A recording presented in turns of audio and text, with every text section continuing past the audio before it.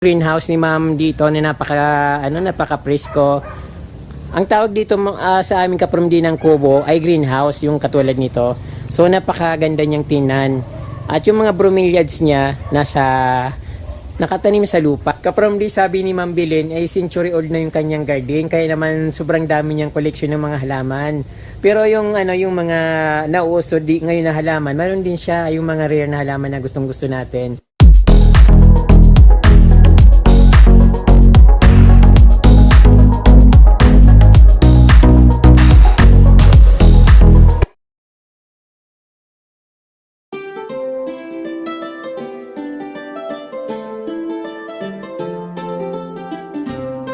Gandang araw sa inyo mga kapromdi. Ngayon po ay nandito ako sa Barangay San Rafael, dito sa bayan ng Lagonoy, Camarines Sur. Accidentally nakita ko yung garden na ito kasi nagmumotor po ako dahil wala pa akong tigil sa pagpa-practice. Nakarating na ako ng iba't ibang lugar. Tapos nung bumalik ako dito, yung pauwi na nga ako, sabi ko dadaan muna ako dito para ma-practice pa ako. Kaya lang may natanaw akong napakagandang garden. Dito po ito sa San Rafael, Lagonoy, Camarines Sur. So yung may-ari po, ayaw niya naman magpakilala. Sabi ko, para ma-appreciate siya ng mga manunood. So, senior citizen na po yung may-ari nito. At napakasipag niya po maghalaman. Yun nga po yung parang naka-inspired po yung garden niya. Dahil sa edad niya na po, yung garden niya ay napakaganda at hindi niya So, dito po kapromdi, simulan natin dito sa mga kanyang orchids collection na napakarami. So actually kapromdi, ito yung nakikita ko sa labas eh. Although yung niya natatakpan kasi yung mga malalaki rin yung mga halaman niya dito sa gilid ng kalsada sa may pader. So pag hindi mo talaga inusyos yung halaman niya, pag hindi mo tiningnan sa sinilip ng maigi, hindi mo makikita yung napakaganda niyang halaman dito. So napakarami niyang orchids. Ayun, so hindi ko alam kung anong mga varieties nito. Natatandaan ko palagi yung dancing lady. Ayun, so may mga flowering siya kapromdi. Senior na si Ma'am Bilin, kaya lang masipag siya mag-gardening.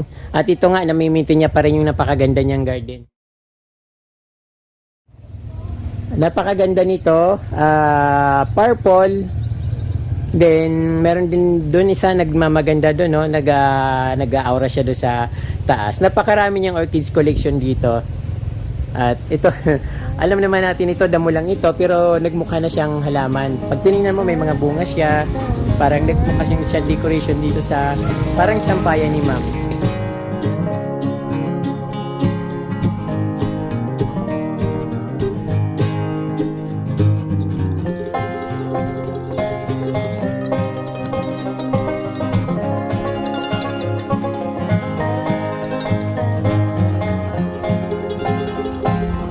At syempre yung greenhouse ni Ma'am dito na napaka-presko.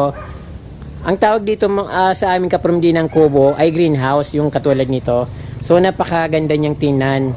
At yung mga bromeliads niya nakatanim sa lupa. At syempre, ang ganda ng pagka-landscape niya dito.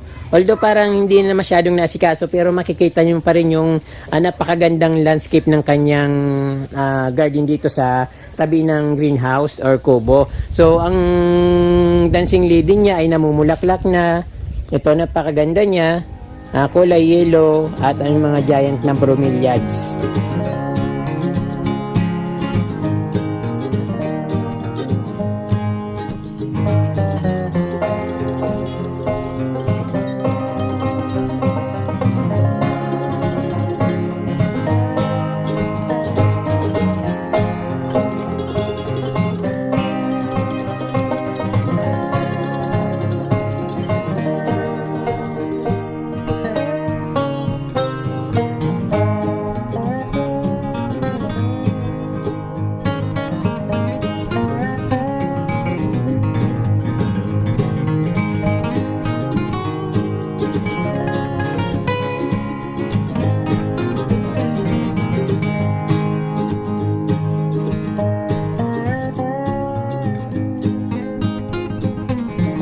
Century old na kasi yung garden ni Ma'am.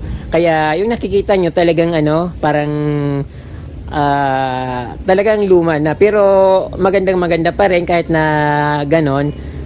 Siyempre konting ayos lang dyan at talagang gaganda na. Ayun, may papaya siya. Ang napapansin ko dito kaprom di napakarami niyang variety ng orchids. So, yung iba tapos nang magbulaklak, tapos nang flowering siya, yung iba namumula.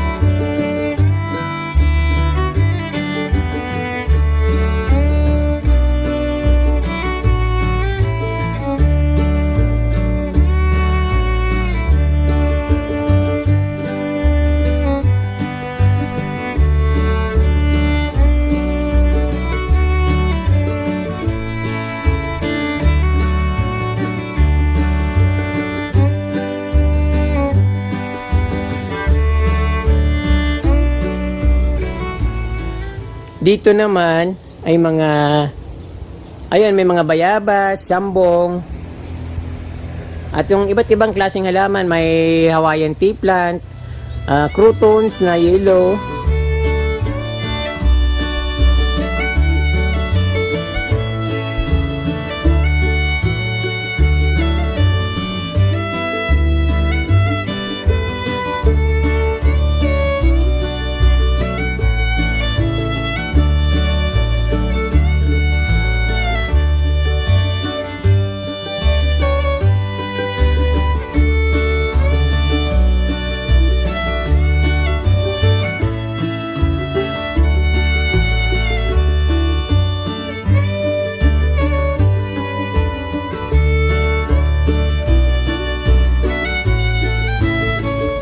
Then, dito naman sa medyo na ng Colombo, napakaganda ng mga garden dito. Kaprom di tanghaling tapat yung pagbibideo ko, kaya yung nakikita nyo medyo yung mga dahon. So, sobrang init kasi ngayon at summer, yung dahon niya parang nalalanta, pero sobrang magaganda yung mga halaman niya.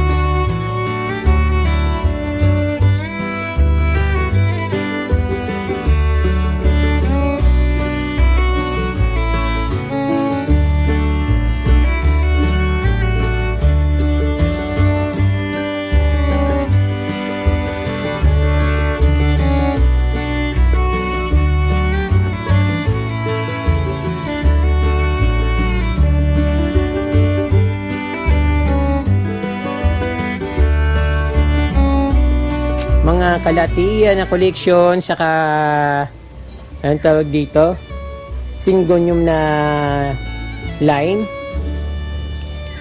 At ito maganda ito, mataba siya.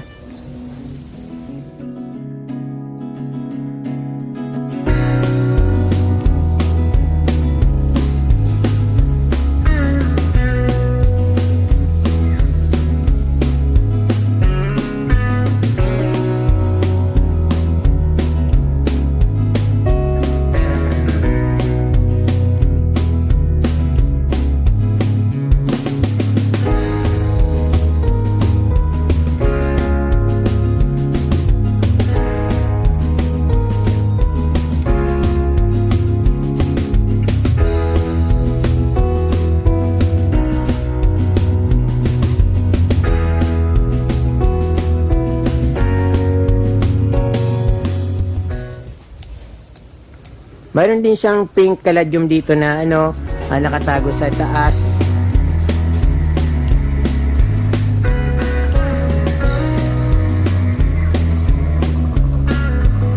Thai crouton, mga croutons, saka wandering dew.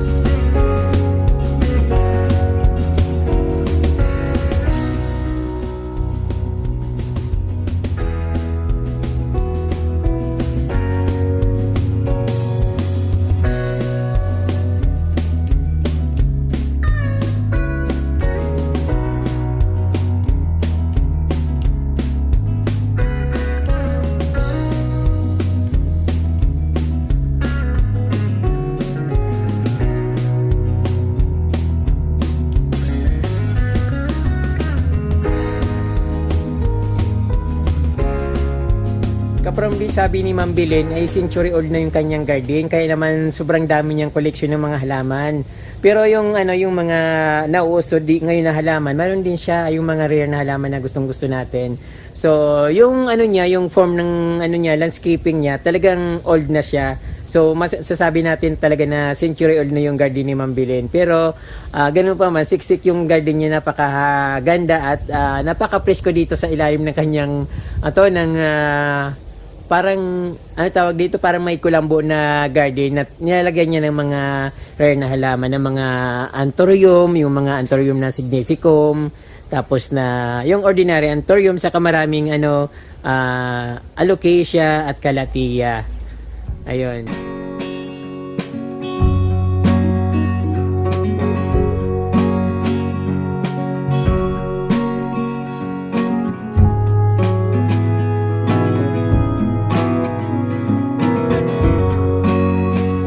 Mayroon din siyang mga collection ng ng caladium na kulay pink, sanggumay, at iba't ibang klaseng anthurium na variety. May kulay red, may kulay orange.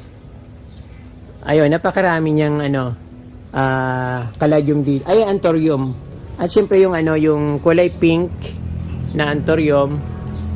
At ito hindi ko alam kung anong klaseng halaman to, pero alam ko ito yung pinapagapang sa dingding na halaman. So ginawa nilang ginawang pang hanging plant. Ayun, napakaganda ng garden ni Ma'am Belen dito. At dito sa gilid ng kanyang bahay, makikita dito yung mga collection niya ng calathea, yung prayer plant,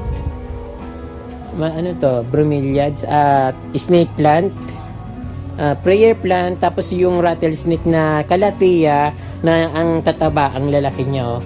Bihirang-bihirang mga ganyan na lumalaki. Siguro matagal na rin ito. Din ito yata yung tinatawag na million flower, million plants. Flowering na siya, din ito ang laki-laki niya. So hindi ko alam kung anong pangalan niya, but ang tawag namin yan is pinya-pinyahan. Then parang yung aglaonema na parang Birkin. Tricolor na aglaonema.